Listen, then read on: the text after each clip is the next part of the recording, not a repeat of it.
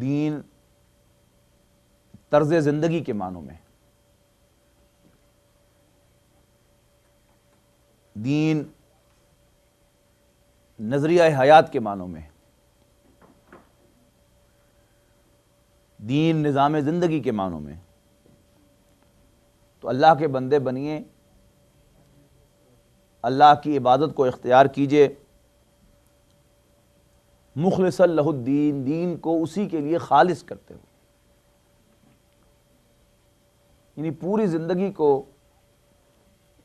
اللہ کے لیے خالص کر لینا اور دین کے طرز زندگی کے حصے بکھرے نہ کرنا، یہ ہے دین کا خالص کرنا۔ اگر دین کے حصے بکھرے کر دیے جائیں اور اس میں چرچ اور اسٹیٹ کی تقسیم کر دی جائے، یا اس میں رول آف ریلیجن کو منیمائز کر دیا جائے، یہ سیکولرزم کی تعریف ہے جو الفاظ میں نے استعمال کیے، ایڈوانس لرنرز آکسفورڈ ڈکشنری اس کے پرانے ایڈیشن کے اندر، secularism means to minimise the role of religion in morality and education, یعنی ریلیجن کے معنی بھی اس ڈکشنری کے اندر پرانے ایڈیشنز کے اندر ہیں ایک ایسا وے آف لائف کہ جو ایک سپریم اتھارٹی کو ماننے کی بنیاد پر اختیار کیا جائے۔ تو اس وے آف لائف کے حصے بکھرے کرنا، اس کی پیورٹی کو ڈسٹرب کرنا اور اس میں سب کچھ اللہ کے لیے نہ کرنا بلکہ اس میں کچھ کام تو اللہ کے لیے کرنا اور کچھ کام غیر اللہ کے لیے کرنا، اللہ کے سوا کسی اور کے لیے کرنا اور کسی اور کو خوش کرنے کے لیے کرنا، کسی اور کی مرضی کے مطابق کرنا، یہ کیا ہے؟ یہ اس دین کو امپیور کرنا ہے، ناخالص بنانا ہے، جبکہ دین کو خالص کرنا کیا ہے کہ انسان سراپا اسی کا بندہ بن جائے۔ اس لیے میں ترجمہ کیا فَاعْبُدِ اللَّهَ، تو اللہ کے بندے بنو، مخلص لہ الدین، دین کو اسی کے لیے خالص کرتے ہو۔ اس لیے کہ غلامی، سلیوری جو اس وقت رائج تھی، جس کے لیے لفظ عبد وہاں پر مستعمل تھا، ایک سلیو، ایک غلام، اللہ کا غلام جسے ہونا چاہیے تھا لیکن بندوں کے غلام ہوا کرتے تھے، تو وہ ٹوٹل غلام ہوا کرتے تھے۔ ایسا نہیں ہوتا تھا کہ وہ شام کو تو اپنے آقا کے غلام ہوتے تھے لیکن دن میں وہ کسی اور کے غلام ہوتے تھے، یا دن میں تو آقا کے غلام ہوتے تھے، رات کو کسی اور کے غلام ہوتے ہوں، ایسا نہیں تھا، بلکہ عبدیت مینز ٹوٹل غلامی، اور وہی غلامی در حقیقت اللہ کے لیے مطلوب ہے۔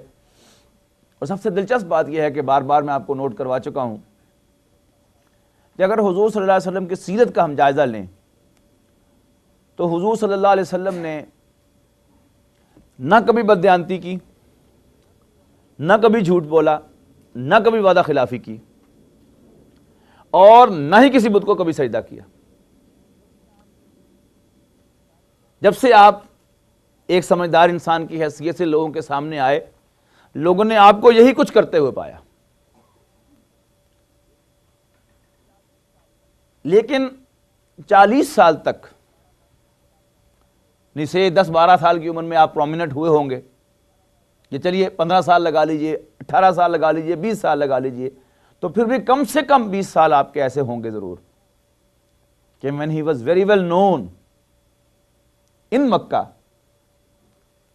to be a righteous person, truthful person، سچے، دیانتدار، وعدے کی پابندی کرنے والے اور بتوں کی پوجا نہ کرنے والے انسان کی حیثیت سے آپ ریکگنائز ہو گئے ہوں، لیکن کسی کو کوئی اعتراض اس پر نہیں ہوا۔ اب جہاں تک دیکھیے گا موریلٹی جو ہے اس کو گورن کر رہا ہے وہ حضور صلی اللہ علیہ وسلم کا، یعنی لیکن موریلٹی کون سی؟ انفرادی سطح پر۔ لیکن جو ہی نبی اکرم صلی اللہ علیہ وسلم نے اپنے اس دین کا اعلان فرمایا جو آپ کو پہلے ہی دن سے جو آپ کا دین تھا، گویا آپ نے اس کی دعوت دینا شروع کی اعلانیہ، اور کوہ صفا پر نمایاں جگہ پر کھڑے ہو کر اس کا اعلان کرنے کا مطلب کیا تھا کہ ناؤ ہی مینز بزنس.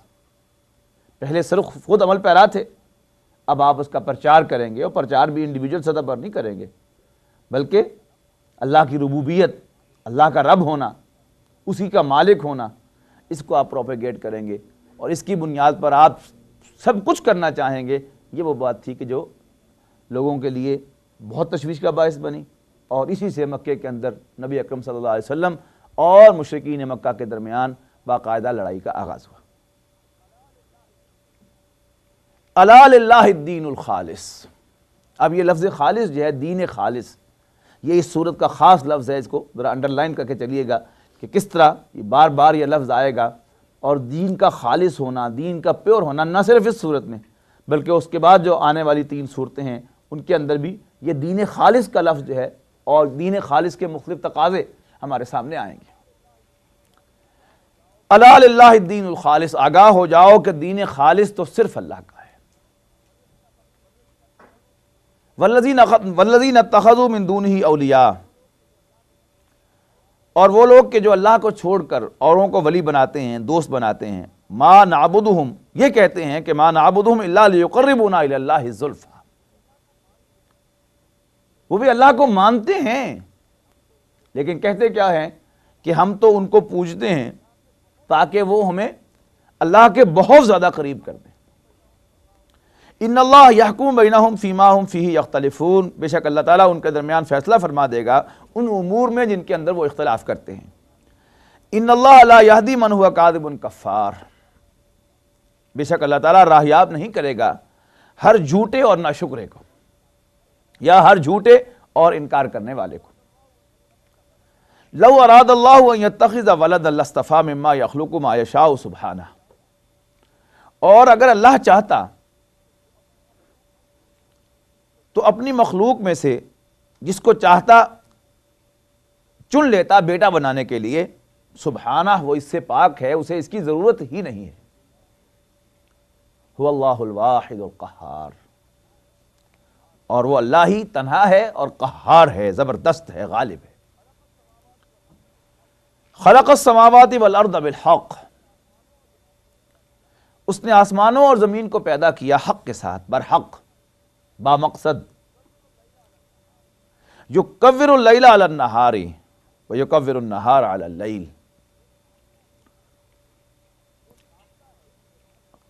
وہ ڈھانپتا ہے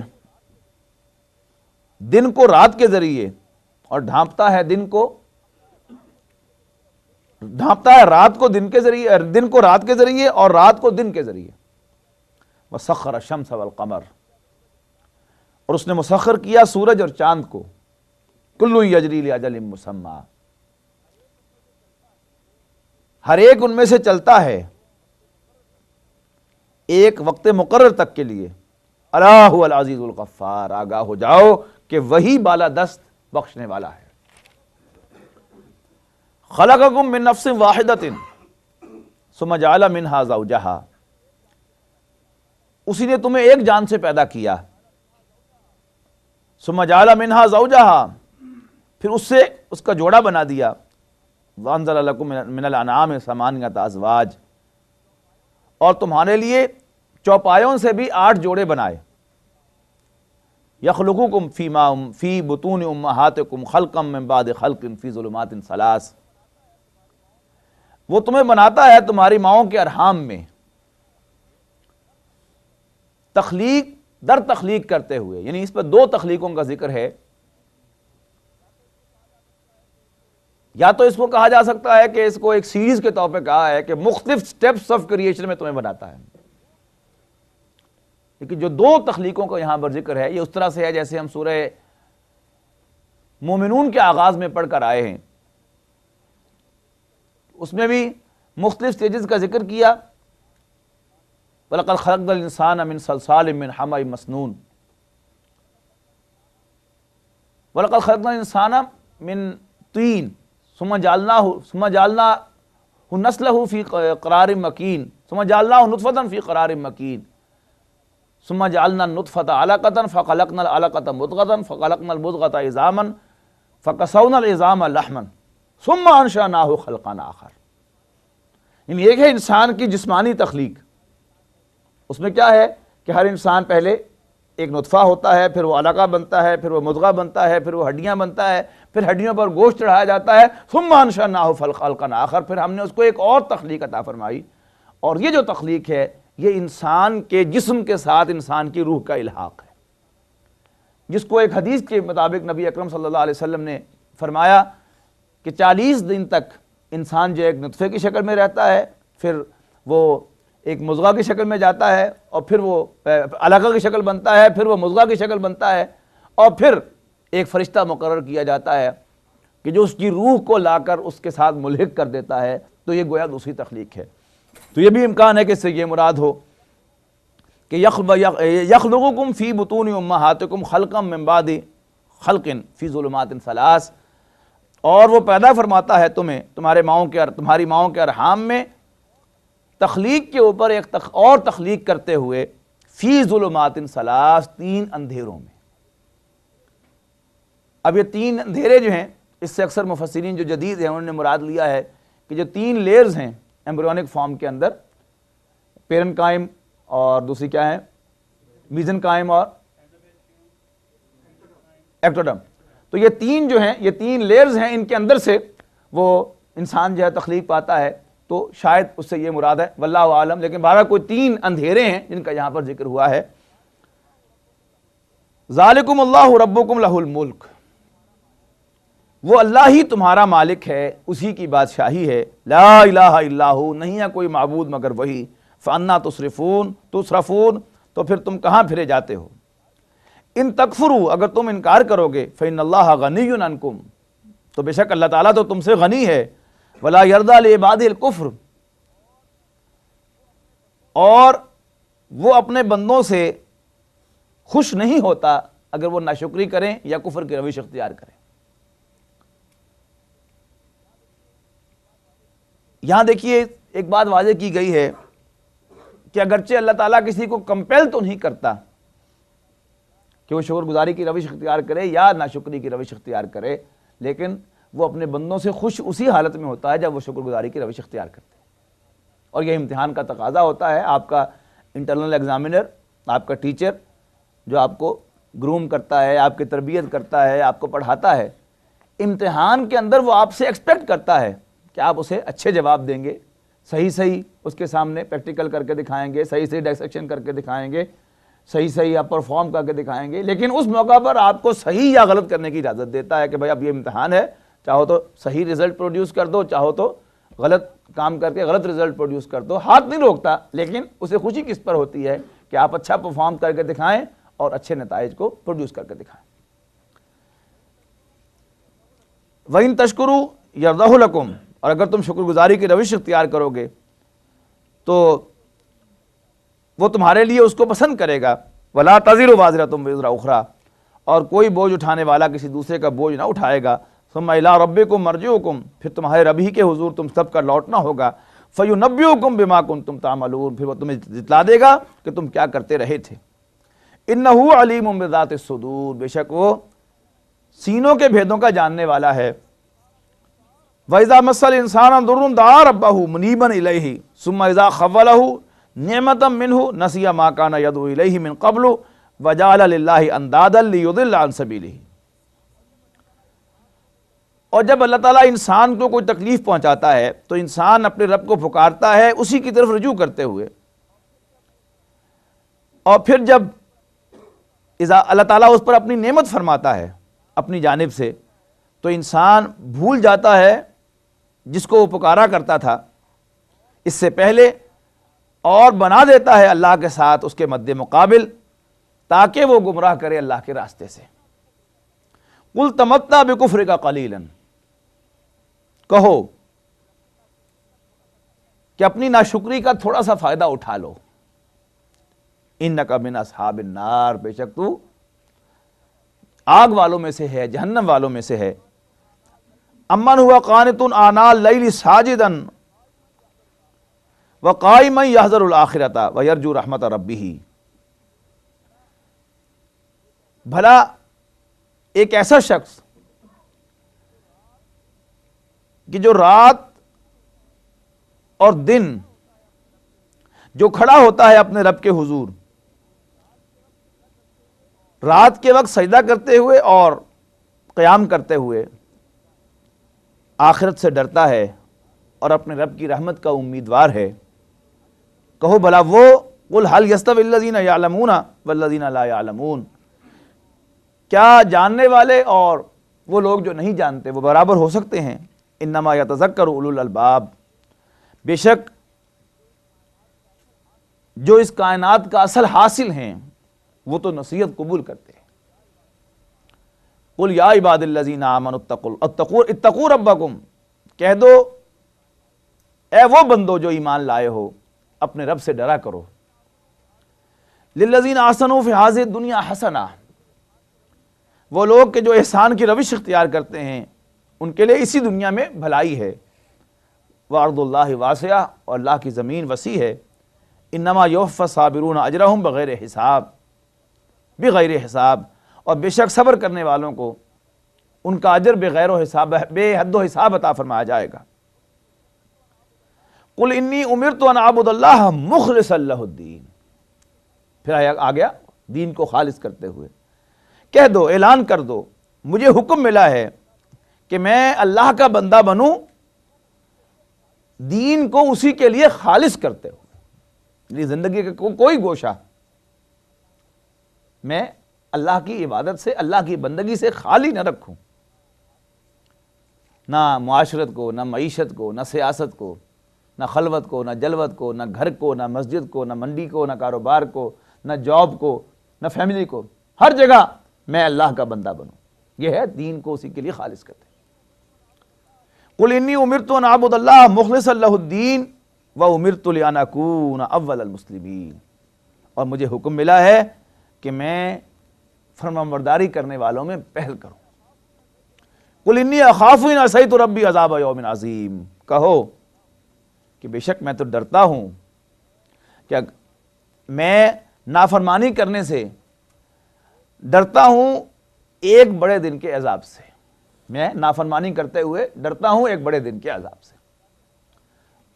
اور یاد رکھیے گا، انسان کو بالفعل اللہ تعالیٰ کی نافرمانی سے ان دا لانگ رن بچانے والی چیز صرف اور صرف اور صرف خوف خدا ہے، اور کچھ نہیں۔ سب فلسفے، تمام علم اور معلومات کہ یہ اس کا یہ فائدہ ہے، دین پر چلنے کا یہ فائدہ ہے، فلاں چیز جو دین نے منع کی ہے اس میں یہ نقصان ہے لہذا منع کی ہے، فلاں جو دین نے حکم دیا اس میں یہ فائدہ ہے اس لیے کیا ہے، یہ سب علم اور معلومات جو ہے انسان کی وہیں کے وہیں رہ جائیں گی۔ لیکن جب شیطان جو ہے انسان پر گرفت کرے گا اور جب انسان اپنے جذبات کی رو میں بہہ جائے گا تو پھر سارا کا سارا علم وہیں کا وہیں رہ جائے گا۔ صرف اور صرف اگر اس وقت بچائے گی صرف یہ احساس کہ بھائی میں ڈرتا ہوں۔ وہ بچے کہ جو اپنے والدین سے ڈرتے ہیں، اپنے والد کی پٹائی سے ڈرتے ہیں جیسے ہم ڈرا کرتے تھے، سچی بات،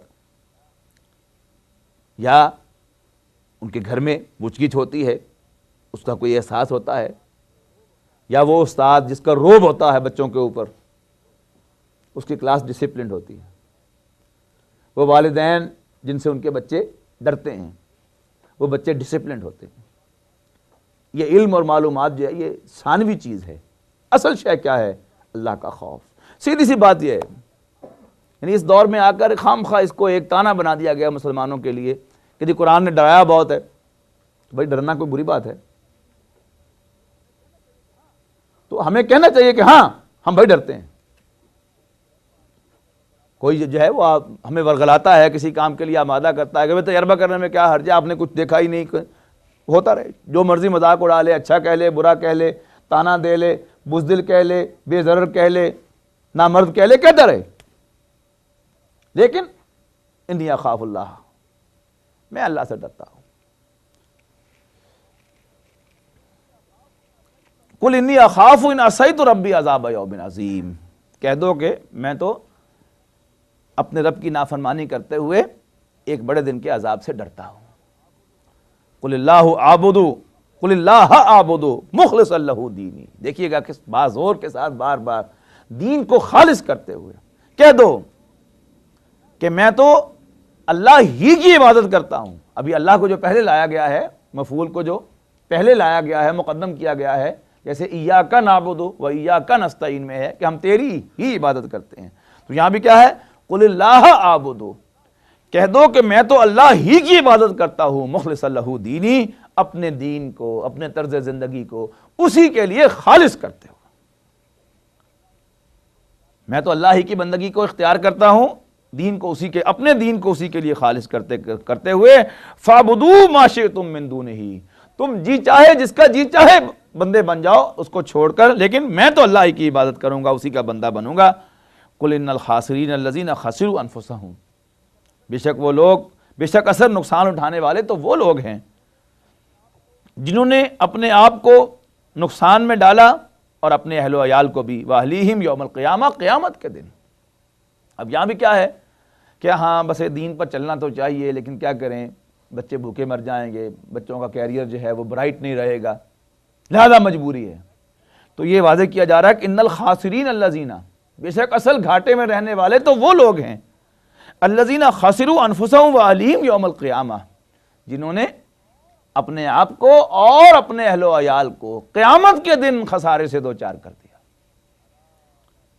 الا ذالک هو الخسران المبین، آگاہ ہو جاؤ کہ وہ ہے اصل خسارہ، وہ ہے واضح خسارہ، صریح خسارہ. لہم من فوقہم ظلل من النار، ان کے لیے اوپر سے بھی آگ کے سائبان ہوں گے. ومن تحتہم ظلل، اور نیچے بھی بچھونا جو ہے وہ آگ کا ہوگا. ذالک یخوف اللہ بہ عبادہ، اس سے یہ وہ شے ہے جس سے اللہ تعالیٰ ڈراتا ہے اپنے بندوں کو. یا عباد فاتقون، اے میرے بندو مجھ ہی سے ڈرو. اب یہ بڑا منفرد انداز ہے سورہ زمر کا، آپ کو قرآن مجید کی اور کسی صورت میں یہ انداز نہیں ملے گا. ذالک یخوف اللہ بہ عبادہ، تو یہ وہ شے ہے جس سے اللہ اپنے بندوں کو ڈراتا ہے. یا عباد فاتقون، تو اے میرے بندو مجھ ہی سے ڈرو. والذین اجتنبوا الطاغوت، اور وہ لوگ کہ جو غیر اللہ سے اجتناب کرتے ہیں، بتوں کی پوجا سے بچتے ہیں. ان یعبدوہا، وہ جو بچتے ہیں بتوں سے، غیر اللہ سے، کہ وہ ان کی عبادت کریں. وانابوا الی اللہ، اور اللہ کی طرف رجوع کرتے ہیں. لہم البشریٰ، ان کے لیے خوشخبری ہے. فبشر عباد، بس اے نبی میرے بندوں کو خوشخبری دے دیجئے. الذین یستمعون القول، وہ کہ جو بات کو غور سے سنتے ہیں. فیتبعون احسنہ، اور اس کے ہدایت کے پہلو کو فالو کرتے ہیں. یعنی کوئی چیز دنیا میں ایبسولوٹلی غلط تو نہیں ہے، لیکن ہر بات کو غور سے سنتے ہیں اور اس میں سے ہدایت اخذ کرنے کی کوشش کرتے ہیں.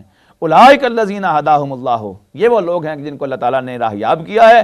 واولئک ہم اولو الالباب، یہی اولو الالباب ہیں جو بار بار قرآن مجید میں آتا ہے کہ وہ اولو الالباب لوگ. کائنات کا لب لباب جو ہے وہ انسان ہے، اور انسانیت کا لب لباب کون ہے؟ یہ لوگ. افمن حق علیہ کلمۃ العذاب افانت تنقذ من فی النار، کیا جس کے لیے اللہ کا عذاب دینے کا فیصلہ حق ہو جائے، کیا آپ اس کو نکال سکتے ہیں جو آگ میں ہے؟ یعنی اس کو آپ ریسکیو دلا سکتے ہیں، آپ اس کو خلاصی دلا سکتے ہیں. لیکن الذین اتقوا ربہم لہم غرف من فوقہا غرف مبنیۃ تجری من تحتہا الانہار، لیکن وہ لوگ جو اللہ سے، اپنے رب سے ڈرے، ان کے لیے تو کمرے ہیں جن کے اوپر کمرے ہیں، یعنی کئی منزلہ مکانات ہیں اللہ کے حضور. تجری من تحتہا الانہار، ان کے نیچے نہریں بہتی ہوں گی. وعد اللہ، یہ اللہ کا وعدہ ہے. لا یخلف اللہ المیعاد، اللہ تعالیٰ اپنے وعدے کے خلاف نہیں فرمائے گا. الم تر ان اللہ انزل من السماء ماء، کیا تم نے نہیں دیکھا کہ بے شک اللہ تعالیٰ نے نازل فرمایا آسمان سے پانی. فسلکہ ینابیع فی الارض، پھر اس نے جاری کر دیے اس کے ذریعے چشمے زمین میں. ثم یخرج به زرعا مختلفا الوانہ، پھر وہ اس کے ذریعے سے مختلف قسم کے کھیتی اگاتا ہے، ثم یہیج، پھر وہ خشک ہو جاتی ہے، فتراہ مصفرا، پھر تم اس کو دیکھتے ہو زرد ہوتے ہوئے، ثم یجعلہ حطاما، اور پھر وہ چورا چورا کر دیتا ہے اس کو۔ ان فی ذلک لذکری لاولی الالباب، بے شک اس میں نصیحت ہے اولی الالباب کے لیے۔ افمن شرح اللہ صدرہ للاسلام فہو علی نور من ربہ، بس وہ شخص کہ جس کے دل کو اللہ نے اسلام کے لیے کھول دیا ہو، جس کو اللہ تعالیٰ اسلام کے لیے انشراح صدر عطا فرماتے، اللہم ربنا اجعلنا منہم، فہو علی نور من ربہ، اور وہ اپنے رب کی جانب سے روشنی پر ہو، بصیرت پر ہو۔ اس کے مقابلے میں وہ شخص فویل للقاسیۃ قلوبہم من ذکر اللہ، بس خرابی ہے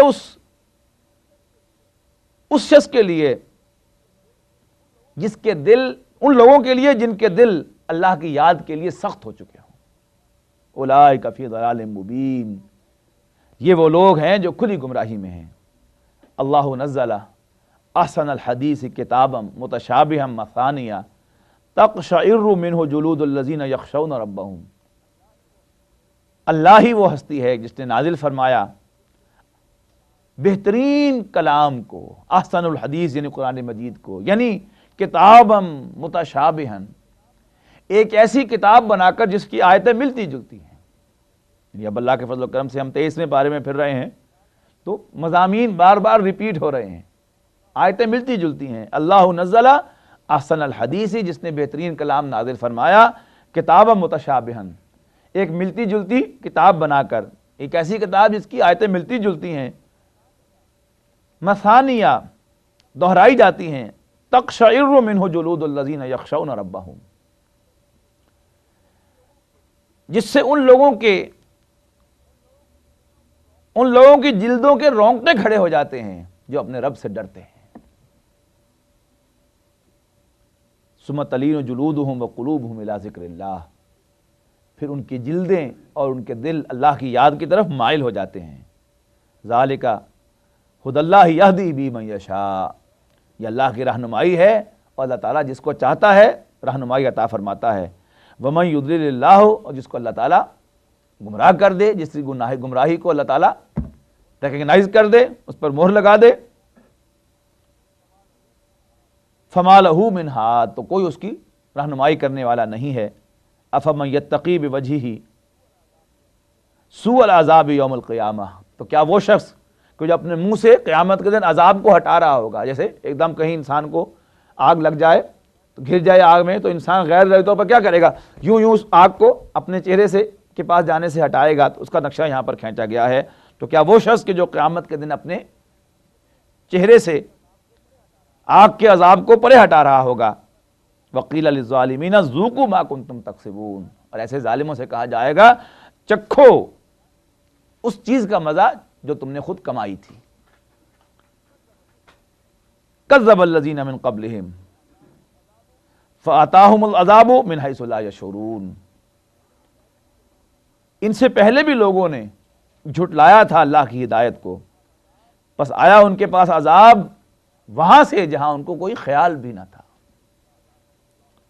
فَأَذَاقَهُمُ اللَّهُ الْخِزْيَ فِي الْحَيَاةِ الدُّنْيَا، بس اللہ تعالیٰ نے ان کو دنیاوی زندگی میں بھی ایک رسوائی والے عذاب کا مزہ چکھایا۔ وَلَعَذَابُ الْآخِرَةِ أَكْبَرُ، اور رہا آخرت کا عذاب وہ تو بہت بڑا ہے، سب سے بڑا ہے۔ لَوْ كَانُوا يَعْلَمُونَ، کاش کہ انہیں معلوم ہو جائے۔ وَلَقَدْ ضَرَبْنَا لِلنَّاسِ فِي هَذَا الْقُرْآنِ مِنْ كُلِّ مَثَلٍ، اور ہم نے اس قرآن میں سمجھانے کا ہر اسلوب اختیار کر لیا ہے، ہر قسم کی مثال بیان کر دی ہے۔ لعلہم یتذکرون، شاید وہ نصیحت قبول کر لیں۔ قرآنا عربیا غیر ذی عوج لعلہم یتقون، اور یہ قرآن جسے ہم نے عربی میں نازل کیا ہے، اس میں کوئی ٹیڑھ ہم نے نہیں چھوڑا، شاید کہ یہ تقوی کی روش اختیار کر لیں، شاید یہ اللہ سے ڈر جائیں۔ ضرب اللہ مثلا رجلا فیہ شرکاء متشاکسون، فیہ شرکاء متشاکسون ورجلا سلما لرجل، حل یستویان مسئلہ الحمدللہ بل اکثرہم لا یعلمون۔ اللہ تعالیٰ مثال بیان فرماتا ہے ایک ایسے شخص کی، یعنی ایک ایسے غلام کی جو کئی آدمیوں کی ملکیت ہو اور وہ اس معاملے میں جھگڑتے ہوں اس پر۔ یعنی ایک آدمی جو ہے وہ جائنٹلی 2 آدمیوں نے خرید لیا ایک غلام کو، تو کیا ہوگا؟ وہ جھگڑتے رہیں گے اس پر۔ وہ ایک وقت پر وہ کہے گا کہ اس وقت میں اس سے کام لینا چاہتا ہوں، کہ نہیں اس وقت میں کام لینا چاہتا ہوں۔ اس کے مقابلے وَرَجُلًا سَلَمًا لِرَجُلٍ، اور ایک ایسا غلام کہ جو سموچا ایک ہی شخص کا ہو۔ حل یستویان مثلا، کیا ان دونوں کی مثال ایک جیسی ہو سکتی ہے؟ الحمدللہ، سارا شکر اللہ کے لیے ہے، بل اکثرہم لا یعلمون، لیکن اکثر لوگ نہیں جانتے۔ اس سے مراد کیا ہے کہ ایک ایسا انسان کہ جو خالصتاً اللہ کا ہے، وہی دین خالص کو اپنے ذہن میں رکھے نا، یعنی عبادت، بندگی، بندہ بننا خالص اللہ کا اور بندہ بننا کئیوں کا، یعنی یہ اس کا تھیم ہے نا مین صورت کا۔ وہ میں نے کہا تھا نا کہ اس کا الدین الخالص، دین کو اسی کے لیے، اللہ کے بندے بنو، دین کو اسی کے لیے خالص کرتے ہوئے، یہ مین تھیم تھا اس صورت کا۔ اب وہی اس کے ساتھ بات جوڑی جا رہی ہے کہ کیونکہ عبادت کیا ہے؟ بندگی، غلامی۔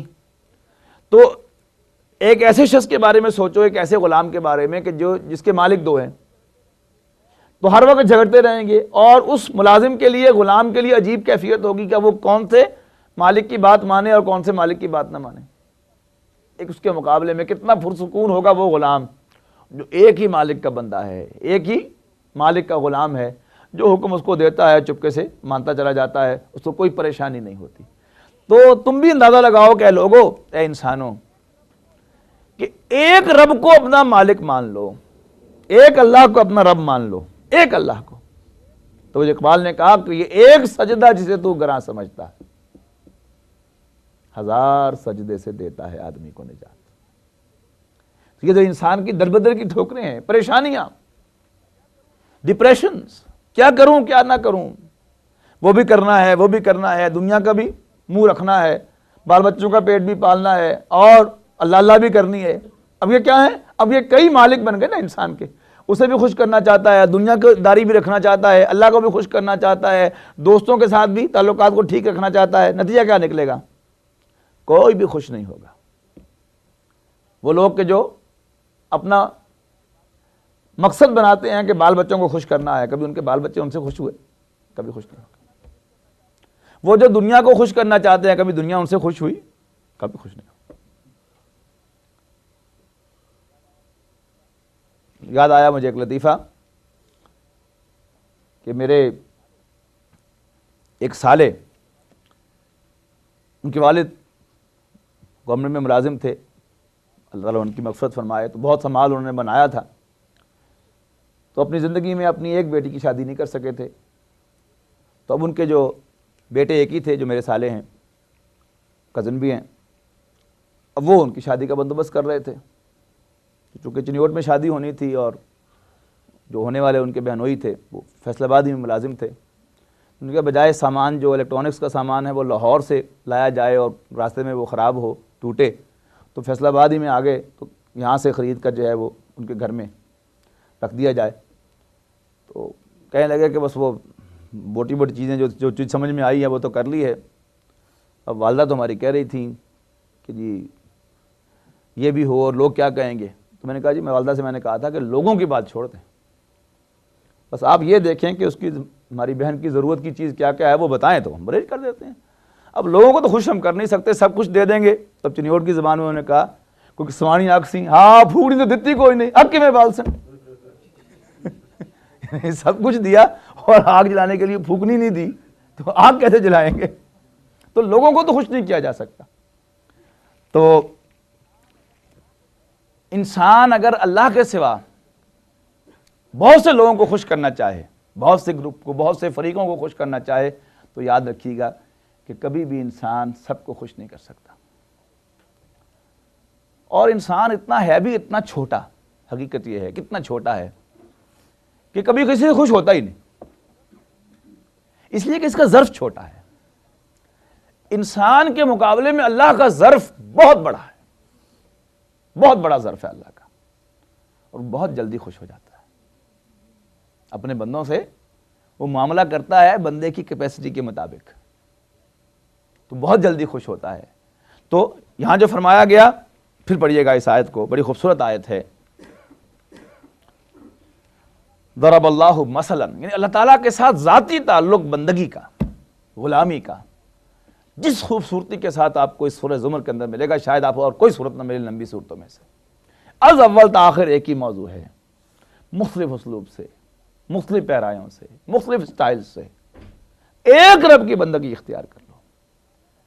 زیادہ رب نہ بناؤ، زیادہ مالک نہ سمجھو اپنے، زیادہ لوگوں کو خوش نہ کرنا چاہو، بس ایک کے بن جاؤ، پورے بن جاؤ، سراپا بن جاؤ، کامیاب ہو جاؤ گے۔ ضرب اللہ مثلا رجلا فیہ شرکاء متشاکسون، اللہ تعالیٰ مثال بیان فرماتا ہے ایک طرف ایک ایسے غلام کی جس کی ملکیت میں کئی شریک ہیں اور جھگڑتے رہتے ہیں، اور وہ غلام جو ہے عجیب امبیرسمنٹ میں ہوتا ہے کہ اب میں کس کی بات مانوں کس کی بات نہ مانوں، روز کلیش آتا ہے، اور یہ ہوتا ہے ایک پی این جو ہے وہ 2 باسز کو اکٹھا الاٹ کر دیجیے، روز لڑائی ہوگی۔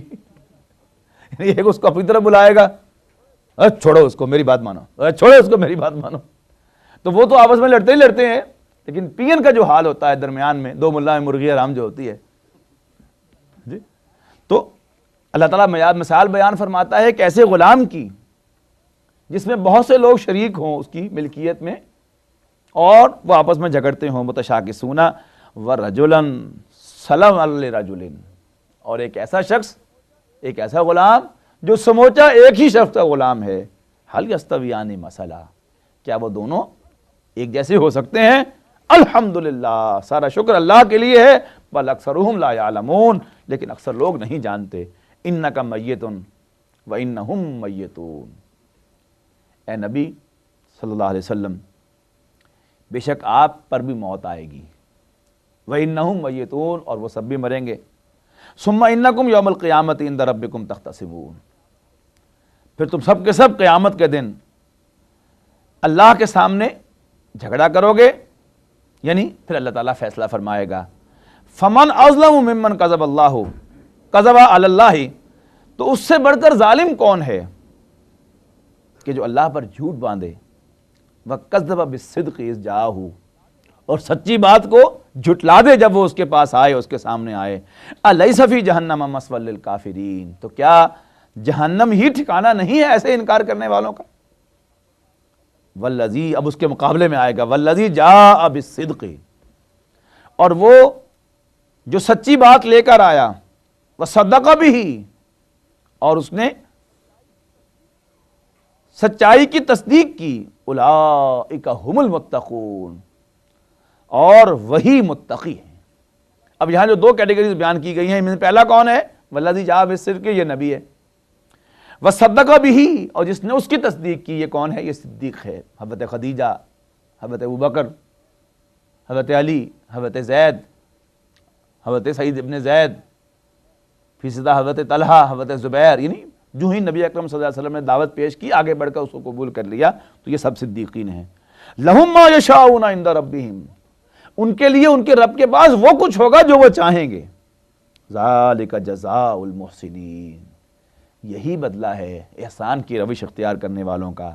لیکفر اللہ عنہم اسوأ الذی عملوا، تاکہ دور کر دے اللہ تعالیٰ ان سے ان کی وہ برائیاں جو انہوں نے کی تھیں، وَيَجْزِيَهُمْ أَجْرَهُمْ بِأَحْسَنِ الَّذِينَ كَانُوا يَعْمَلُونَ، اور انہیں بدلہ دے دے ان کے اعمال میں سے ان کا جو اچھے اعمال انہوں نے کیے تھے۔ أَلَيْسَ اللَّهُ بِكَافٍ عَبْدَهُ، کیا اللہ تعالیٰ کافی نہیں ہے اپنے بندے کے لیے؟ یہی وہی تعلق اللہ اور بندے کا، تم خالص اللہ کے ہو جاؤ، اللہ خالص تمہارا ہو جائے گا۔ اب اس کا دوسرا رخ آ گیا، أَلَيْسَ اللَّهُ بِكَافٍ عَبْدَهُ، کیا اللہ تعالیٰ کافی نہیں ہے اپنے بندے کے لیے؟ اور افسوس کی بات یہ ہے کہ ہم نے تو توحید کو چھوڑ دیا، تو قادیانیوں نے اس آیت کو اپنا سلوگن بنا لیا اور اپنی نشانی بنا لیا، ان کی وہ انگوٹھی جو ہوتی ہے اس پر بھی یہ آیت لکھی ہوتی ہے، أَلَيْسَ اللَّهُ بِكَافٍ عَبْدَهُ۔ تو کیا اللہ کافی نہیں ہے اپنے بندے کے لیے؟ وَيُخَوِّفُونَكَ، اب وہ تمہیں ڈراتا ہے، بِالَّذِينَ مِن دُونِهِ، اپنے سوا باقی سب کی بندگی سے، باقی سب کی غلامی سے. وَمَن يُضْلِلِ اللَّهُ فَمَا لَهُ مِنْ هَادٍ، اور جس کو اللہ گمراہ کر دے، جس کی گمراہی پر اللہ تعالیٰ مہر تصدیق ثبت فرما دے، تو کوئی اس کو ہدایت دینے والا نہیں ہے. وَمَن يَهْدِ اللَّهُ فَمَا لَهُ مِن مُضِلٍّ، اور جسے اللہ راہیاب کر دے کوئی اس کو گمراہ کرنے والا نہیں ہے. أَلَيْسَ اللَّهُ بِعَزِيزٍ ذِي انتقام، کیا اللہ کافی نہیں ہے، کیا اللہ تعالیٰ نہیں ہے غالب اور انتقام لینے والا. وَلَئِن سَأَلْتَهُم مَّنْ خَلَقَ السَّمَاوَاتِ وَالْأَرْضَ لَيَقُولُنَّ اللَّهُ، اور اگر تم ان سے پوچھو کہ آسمانوں اور زمین کو کس نے پیدا فرمایا، تو ضرور کہیں گے اللہ ہی نے پیدا فرمایا. قُلْ أَفَرَأَيْتُم مَّا تَدْعُونَ مِن دُونِ اللَّهِ إِنْ أَرَادَنِيَ اللَّهُ بِضُرٍّ هَلْ هُنَّ كَاشِفَاتُ ضُرِّهِ أَوْ أَرَادَنِي بِرَحْمَةٍ هَلْ هُنَّ مُمْسِكَاتُ رَحْمَتِهِ. ان سے پوچھو کہ آسمانوں اور زمین کو کس نے پیدا کیا، تو کہیں گے اللہ ہی نے پیدا کیا. پھر ان سے کہو بھلا تم دیکھو تو جن کو تم اللہ کو چھوڑ کر پکارتے ہو، اگر اللہ تمہیں کوئی نقصان پہنچانا چاہے تو کیا وہ تم سے اس نقصان کو دور کر سکتے ہیں، اس تکلیف کو دور کر سکتے ہیں. او ارادنی برحمتن، یا اللہ تعالیٰ مجھ پر کوئی رحمت کرنا چاہے، مہربانی کرنا چاہے، حل ہن ممسکات رحمتہ، تو کیا وہ اللہ کی رحمت کو روک سکتے ہیں. قل حسبی اللہ، کہو کہ اللہ میرے لیے کافی ہے. علیہ یتوکل المتوکلون، اور بھروسہ کرنے والے تو اللہ ہی پر بھروسہ کرتے ہیں، اسی پر بھروسہ کرتے ہیں. قل کہہ دو یا قوم اعملوا علی مکانتکم انی عامل، تم اپنی جگہ عمل کیے چلے جاؤ اور میں بھی عمل کرنے والا ہوں.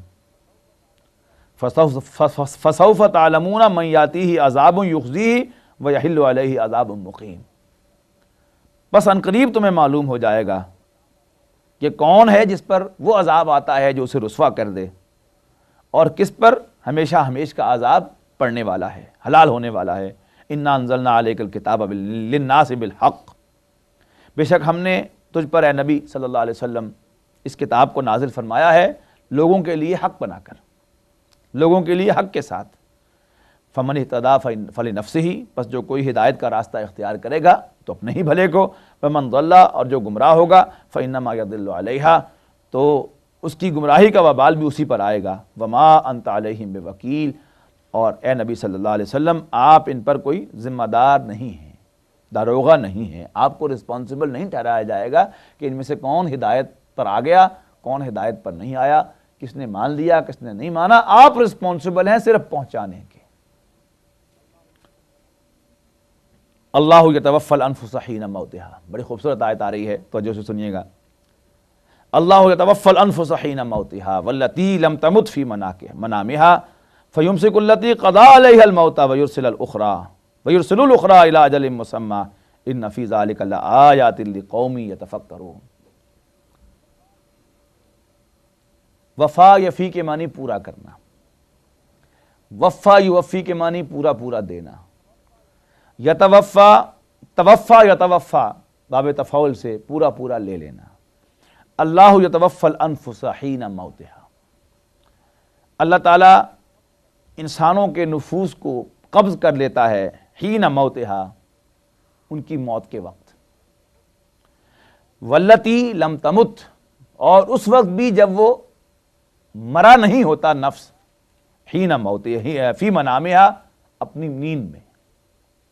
یعنی انسان کی روح قبض ہوتی ہے نارملی دو وقت. ایک تو موت کے وقت اللہ تعالیٰ انسان کی روح اور نفس کو قبض کر لیتا ہے. ہیومن سیلف ود روح انسان کے قلب میں سے نکل جاتا ہے. یعنی قلب کا جو فزیکل آسپیکٹ ہے وہ پمپ کرنے والا آلہ وہ تو وہیں رہتا ہے، زیادہ سے زیادہ یہ ہے کہ وہ پمپ کرنا چھوڑ دیتا ہے جب موت ہوتی، لیکن رہتا تو وہیں پر ہے. لیکن اس کے ساتھ جو روحانی آسپیکٹ ہے اس کا، قلب کا، وہ جو ہے وہاں سے نکال دیا جاتا ہے. تو اللہ تعالیٰ قبض کر لیتا ہے انسانی نفوس کو حین موتہا، ان کی موت کے وقت. والتی لم تمت، اور وہ جو نہیں مرا ہوتا، فی منامہا، اپنی نیند میں. اب نیند میں کیا ہوتا ہے؟ انسان کی لیونگ باڈی تو وہیں بیڈ پر پڑی ہوتی ہے، سانس بھی لے رہا ہوتا ہے، دل بھی دھڑک رہا ہوتا ہے، اور آٹونامس فنکشن تمام کے تمام ہو رہے ہوتے ہیں پورے، یعنی اس کا خون جو ہے وہ پورے جسم میں گردش بھی کر رہا ہے، میٹابولزم کا پروسیس بھی ہو رہا ہے، اور ساتھ ہی ساتھ اس کی کڈنی بھی فنکشن کر رہے ہیں، تمام جو ہارمونل فنکشنز ہیں وہ بھی ہو رہے ہیں، پورا جو آٹونامس سسٹم ہے باڈی کا وہ انٹیکٹ ہوتا ہے۔ لیکن انسان کا نفس اس سے ڈیٹیچ ہو جاتا ہے، ہوتا ہے کہ ڈیٹیچ؟ خواب کیا ہے کہ اللہ تعالیٰ انسان کے نفس کو انسان کے جسم سے ڈیٹیچ کر لیتا، نکال لیتا ہے، اور جسم وہیں کا وہیں پڑا ہے بیڈ پر، اور انسان جو ہے پاکستان کی سیر کر کے آ جاتا ہے، میں کبھی چاند کی سیر بھی کر رہا ہے، کبھی آسمانوں پر بھی ہو کے آ جائے، اس پر بھی امکان موجود ہے۔ لیکن وہ کیا ہوتا ہے، انسان کا نفس وہاں سے ڈیٹیچ ہوتا ہے۔ تو پھر کیا ہوتا ہے، فَيُمْسِكُ الَّتِي قَضَىٰ عَلَيْهَا الْمَوْتَ، نفس کو ڈیٹیچ کیا وہاں سے تو اللہ تعالیٰ اس کو اپنے پاس روک لیتا ہے جس کے لیے موت کا فیصلہ کر لے۔ وَيُرْسِلَ الْأُخْرَىٰ، ادروائز دوسرے کے لیے جس کو ابھی صرف نیند آئی ہوتی ہے، موت نہیں آئی ہوتی، اس کا نفس جو ہے واپس لوٹا دیا جاتا ہے اِلیٰ أَجَلٍ مُّسَمًّى، ایک وقت مقرر تک کے لیے، اگلی نیند تک کے لیے یا موت تک کے لیے۔ إِنَّ فِي ذَلِكَ لَآيَاتٍ لِقَوْمٍ يَتَفَكَّرُونَ، بے شک اس میں نشانیاں ہیں ان لوگوں کے لیے جو غور و فکر کرتے ہیں۔ اب جہاں تک انسان کے جو فزیکل وجود اور فزیکل علوم کا تعلق ہے، تو ابھی تک تو فزیکل علوم میں نیند کی حقیقت کو بھی ہم جان نہیں سکے کہ ہوتا کیا ہے، وہ کون سا سوئچ ہے جو آف ہو جاتا ہے، اور آٹونومس سسٹم پورا کا پورا انٹیکٹ رہتا ہے، اور انسان جو ہے ذرا 5 منٹ بھی اس کو نیند آ جائے تو ایک دم نئے سرے سے فریش ہو کر جاگ جاتا ہے۔ وہ کیا شے ہے؟ ویسے انسان جس بستر پر لیٹا رہے اسی طرح دراز ہو جیسے نیند میں دراز ہوتا ہے، الٹا بجائے تھکاوٹ دور ہونے کے اور جو ہے وہ تھکاوٹ ہو جاتی ہے انسان کو، نیند تو آئی نہیں، کروٹیں لے لے کر اٹھ کے آ گیا، جسم اور جو ہے وہ درد کرنے لگتا ہے۔ لیکن ذرا اللہ تعالیٰ جو ہے اس سوئچ کو آف کر کے اور وہاں سے نفس کو علیحدہ کرتا ہے، اور وہ جو اس کا کانشیس پارٹ ہے وہ اس سے نکال دیتا ہے، تو پھر انسان جو ہے ایک دم فریش ہو کر اٹھتا ہے۔ اس میں کیا ہے، وہ اللہ کے جو تمہاری روح کو اس طرح قبض کر کے واپس لوٹاتا ہے، پھر تمہیں گویا زندہ کر دیتا ہے۔ تو اس میں نشانیاں ہیں کہ اللہ تعالیٰ تمہیں موت کے بعد دوبارہ زندہ کر سکتا ہے۔ اس لیے آپ نے غور کیا ہوگا کہ جتنی بھی دعائیں ہیں سونے کی، سو کر اٹھنے کی، ان سب میں نیند کو موت سے مشابہ قرار دیا ہے نبی اکرم صلی اللہ علیہ وسلم نے۔ سونے کی دعا بسمک اللہم اموت و احیا، کہ اللہ میں تیرے نام سے مرتا اور جیتا ہوں، اور سو کر اٹھنے کی دعا الحمدللہ الذی احیانا بعد ما اماتنا والیہ النشور، کہ سارا شکر اس اللہ کا ہے جس نے ہمیں موت کے بعد دوبارہ زندگی عطا فرمائی اور اسی کی طرف لوٹنا ہے۔ تو اللہ یتوفی الانفس حین موتها والتی لم تمت فی منامها فیمسک التی قضى علیها الموت ویرسل الاخری الی اجل مسمى ان فی ذلک لآیات لقوم یتفکرون ام اتخذوا من دونہ شفعاء من دون اللہ شفعاء، تو کیا وہ اللہ کو چھوڑ کر اوروں کو سفارشی بناتے ہیں؟ قل اولو کانوا لا یملکون شیئا ولا یعقلون، ان سے کہیے کہ خواہ نہ تو وہ کسی چیز کے مالک ہوں اور نہ ہی سمجھ رکھتے ہوں۔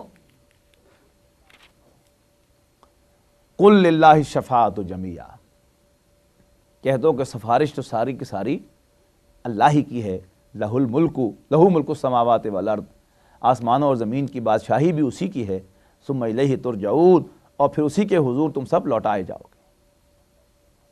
وَإِذَا ذُكِرَ اللَّهُ وَحْدَهُ اشْمَأَزَّتْ قُلُوبُ الَّذِينَ لَا يُؤْمِنُونَ بِالْآخِرَةِ، اور جب اللہ تعالیٰ کا ذکر ہوتا ہے توحید کے ساتھ تو منقبض ہو جاتے ہیں ان لوگوں کے دل جو آخرت پر ایمان نہیں رکھتے۔ یعنی قبض کہتے ہیں نا، یہ مٹھی جو ہے یہ قبض ہے، بس کیا کھولنا، بس اور قبض بند ہو جانا، تو ان کے دل جیسے بند ہو جاتے ہیں، ان کے اندر انشراح صدر کا یہ الٹ ہے۔ تو وہ لوگ کہ جو آخرت پر ایمان نہیں رکھتے، جب ان کے سامنے اللہ کا ذکر آتا ہے توحید کے ساتھ تو ان کے دل منقبض ہو جاتے ہیں۔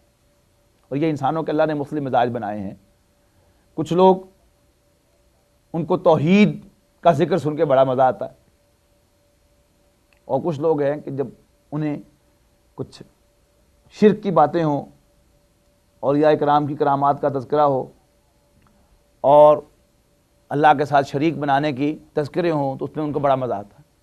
تو یہ آپ نے عام جو ہے یہ دونوں کیٹیگریز جو وہ دیکھی ہوں گی اپنی سوسائٹی کے اندر. اب یہاں ان کا ذکر ہے کہ جن لوگوں کے دل منقبض ہو جاتے ہیں توحید کا ذکر سن کر. وَإِذَا ذُكِرَ الَّذِينَ مِن دُونِهِ، اور جب ذکر کیا جاتا ہے اللہ کے سوا دوسروں کا، اِذَا هُمْ يَسْتَبْشِرُونَ، تو ان کی طبیعت میں بڑی بشاشت پیدا ہوتی ہے. یعنی اولیاء کرام کے تذکرے اور انبیاء کرام کے تذکرے، وہ بھی کس لحاظ سے؟ ان کی جد و جہد کے تذکرے نہیں، ان کی کرامات اور ان کے معجزات کے تذکرے وہ بہت اچھے لگتے ہیں، لیکن اللہ تعالیٰ کی توحید کا تذکرہ، اللہ کی عظمت کا ذکر وہ انہیں پسند نہیں. قل اللہم فاطر السماوات والارض عالم الغیب والشہادۃ انت تحکم بین عبادک فیما کانوا فیہ یختلفون. کہہ دو اے اللہ، آسمانوں اور زمین کے پیدا کرنے والے، چھپی اور ظاہر باتوں کے جاننے والے، تو فیصلہ فرمائے گا اپنے بندوں کے درمیان ان امور میں جن میں وہ اختلاف کرتے ہیں. وَلَوْ أَنَّ لِلَّذِينَ ظَلَمُوا مَا فِي الْأَرْضِ جَمِيعًا وَمِثْلَهُ مَعَهُ لَافْتَدَوْا بِهِ مِنْ سُوءِ الْعَذَابِ يَوْمَ الْقِيَامَةِ وَبَدَا لَهُم مِّنَ اللَّهِ مَا لَمْ يَكُونُوا يَحْتَسِبُونَ. اور اگر وہ لوگ کہ جنہوں نے ظلم ڈھایا ان کا ہو جو کچھ زمین میں ہے اور اس جیسا اور بھی، اور وہ سارا کا سارا فدیے میں دینا چاہیں، قیامت کے دن برے عذاب سے بچنے کے لیے پھر بھی ان سے قبول نہیں کیا جائے گا. وَبَدَا لَهُمْ، اور ظاہر ہو جائے گا ان کے لیے، من اللہ، اللہ کی جانب سے، مَا لَمْ يَكُونُوا يَحْتَسِبُونَ، وہ کچھ جس کا انہوں نے کبھی سوچا بھی نہ تھا. وَبَدَا لَهُمْ سَيِّئَاتُ مَا كَسَبُوا، اور ان کے اعمال کی برائیاں ظاہر ہو جائیں گی. وَحَاقَ بِهِمْ مَا كَانُوا بِهِ يَسْتَهْزِئُونَ، اور حق ہو جائے گا وہ جس کا وہ مذاق اڑایا کرتے تھے. اب اعمال کی برائیاں، ایک شخص بظاہر ایک چھوٹا سا عمل کرتا ہے لیکن برا عمل ہے، وہ سمجھتا ہے کہ بڑا لائٹ لیتا ہے اس کو، لیکن اس کے تمام کانسیکوینسز وہ اللہ کے ریکارڈ میں ہیں. ایک اس نے حرکت کی بری، اب اس کے کانسیکوینسز کہاں کہاں پہنچے، کون کون اس سے متاثر ہوا، یہ اللہ کے علم میں ہے. قیامت کے دن وہ سب کا سب اس کے ریکارڈ میں موجود ہوگا.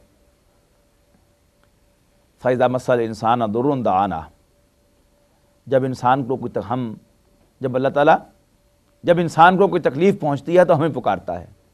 ثُمَّ إِذَا خَوَّلْنَاهُ نِعْمَةً مِنَّا، پھر جب اس کو ہم عطا کرتے ہیں اپنی جانب سے رحمت، قَالَ، کہتا ہے، إِنَّمَا أُوتِيتُ عَلَىٰ عِلْمٍ، تو یہ تو مجھ کو ملا ہے میرے علم کی وجہ سے. وہ جو قارون نے کہا تھا، بل ہی فتنۃ، بلکہ یہ تو ایک آزمائش ہے، ولیکن اکثرہم لا یعلمون، لیکن اکثر لوگ نہیں جانتے.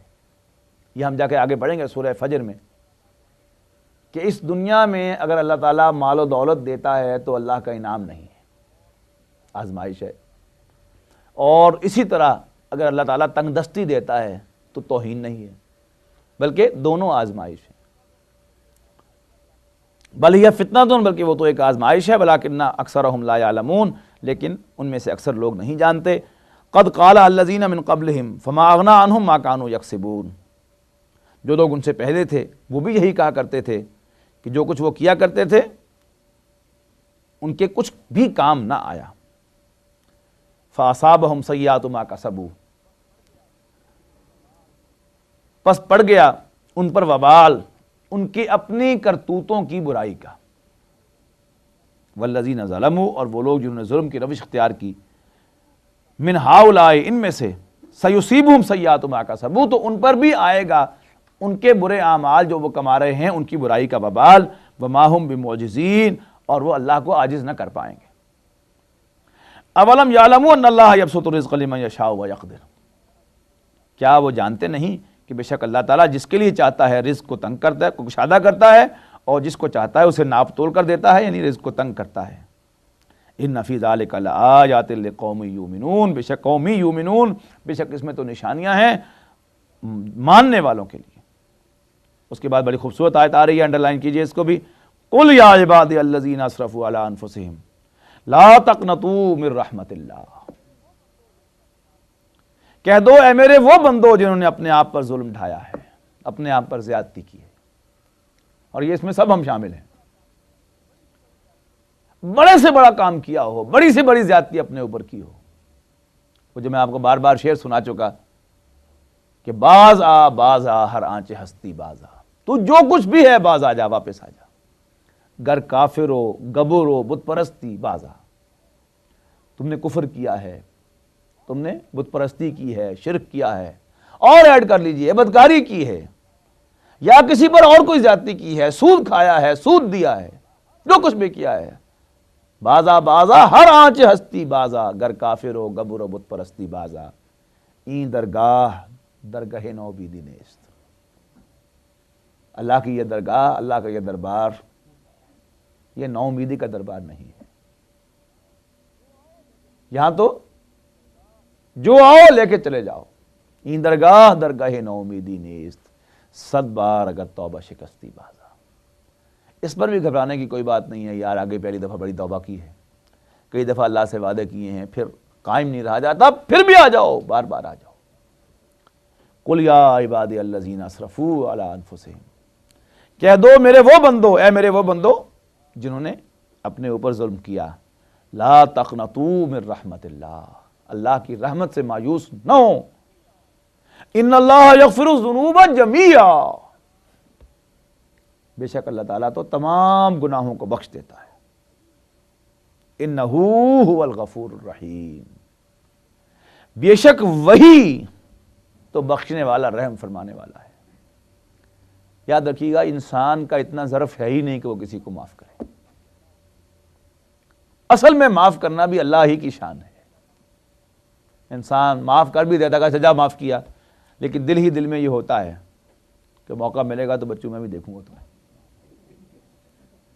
تو اللہ کی شان ہے، وہ معاف کرنے والا ہے، انہ هو الغفور، ایک کلمہ حسر ہے کہ بے شک وہی معاف کرنے والا، رحم فرمانے والا ہے۔ انسان کا کہاں کام یہ منہ اور مسور کی دال، یہ انسان اور معاف کر جائے، یہ معافی تو ہوتی ہے انسان کی اپنے ظرف سے، اور یہ ٹیکنیکل بھی بات سمجھ میں آنے والی ہے کہ میں آپ پر کوئی زیادتی کروں گا تو واقعی آپ میں کچھ بگاڑ دوں گا، اللہ کا کوئی کچھ بگاڑ نہیں سکتا، بات سمجھ رہے نا؟ اس لیے کہ ہم نے اللہ کا کچھ بگاڑا نہیں، اور معاف کرنے میں اللہ کا کچھ بگڑتا نہیں۔ جبکہ انسان پر کوئی زیادتی کرتا ہے تو واقعی اس کو کچھ بگاڑ دیتا ہے، تو پھر جب معاف کرنے کا وقت آتا ہے تو کہتا ہے کہ ٹھیک ہے معاف تو کیا، لیکن جیسے اس نے میرا کیا ہے نقصان، اس کا تو کوئی کمپنسیشن نہیں ہوئی، تو انسان معاف نہیں کرتا۔ انہ هو الغفور الرحیم، یعنی میں کیسے ترجمہ کروں اس آیت کا کہ انہ هو الغفور الرحیم، بے شک وہی بخشنے والا، رحم فرمانے والا ہے۔ وَأَنِيبُوا إِلَىٰ رَبِّكُمْ وَأَسْلِمُوا لَهُ، اور رجوع کرو اپنے رب کی طرف، لوٹو اپنے رب کی طرف، اپنے مالک کی طرف۔ اور یہ جو مالک کا تصور ہے، اپنے مالک کی طرف لوٹو، وہ جو میں نے پرسوں ذکر کیا تھا کہ ماں، جیسے ایک بچہ جو ہے ماں کو اپنا سب کچھ سمجھتا ہے کہ میں ماں کی ملکیت ہوں، باپ بھی مارتا ہے تو ماں کے پاس جاتا ہے، اور ماں مارتی ہے تو پھر بھی ماں کے پاس جاتا ہے، اس لیے کہ اسے وہاں سے ماں سے جو امید ہوتی ہے کہ جیسے شفیق میرے لیے ماں ہے اور کوئی نہیں۔ اسی طرح انسان کا یہ تاثر اللہ کے بارے میں ہونا چاہیے کہ میرا مالک اللہ ہے، میں اس کی نافرمانی کروں گا پھر بھی کس کے پاس جاؤں گا؟ اللہ تیرے پاس ہی جاؤں گا۔ میں مجرم بھی تیرا، لیکن میں نوکر بھی تیرا، میں بندہ بھی تیرا، تو میں نے تیری نافرمانی کی تھی، تجھے ناراض کیا تھا، لیکن اب میں جاؤں کس کے پاس؟ جانا بھی تو تیرے پاس ہی۔ تو انیبو الی ربکم، تو لوٹو، رجوع کرو اپنے رب کی جانب، اپنے مالک کی طرف، اسلموا لہ، اور اسی کے فرما بردار ہو جاؤ، من قبل ان یاتیکم العذاب، اس سے پہلے کہ تم پر عذاب آئے، ثم لا تنصرون، پھر تمہیں کہیں سے مدد نہ ملے۔ واتبعوا احسن ما انزل الیکم من ربکم، اور پیروی کرو اس کی، اور پیروی کرو احسن چیز کی جو نازل کی گئی تمہاری جانب، یعنی قرآن مجید، من ربکم، تمہارے رب کی جانب سے، من قبل ان یاتیکم العذاب بغتۃ وانتم لا تشعرون، اس سے پہلے کہ تم پر اچانک کوئی عذاب آ جائے اور پھر تمہیں سمجھ ہی نہ آئے کہ کیا کرنا ہے۔ ان تقولا نفس، مبادلہ اس وقت کوئی شخص یہ کہے، یا حسرت علی ما فرطت من جنب اللہ ان کنت لمن الساخرین، ہائے تقصیر، افسوس مجھے اپنی تقصیر پر، اپنی کرتوت پر، ما فرطت من جنب اللہ، ہائے اس تقصیر پر افسوس جو میں نے اللہ کے حق میں کی ہے، اللہ کی نافرمانی کی شکل میں، اللہ کی گستاخی کی شکل میں۔ وَإِن كُنتُ لَمِنَ السَّاخِرِينَ، اور میں تو تھا صرف ہنسی اڑانے والوں میں سے، مذاق کرنے والوں میں سے۔ او تقولا، یا تو اس وقت کہے، یا کوئی نفس اس وقت کہے، لولا ان اللہ ہدانی لکنت من المتقین، اگر اللہ مجھے ہدایت دے دیتا تو میں متقیوں میں سے ہوتا۔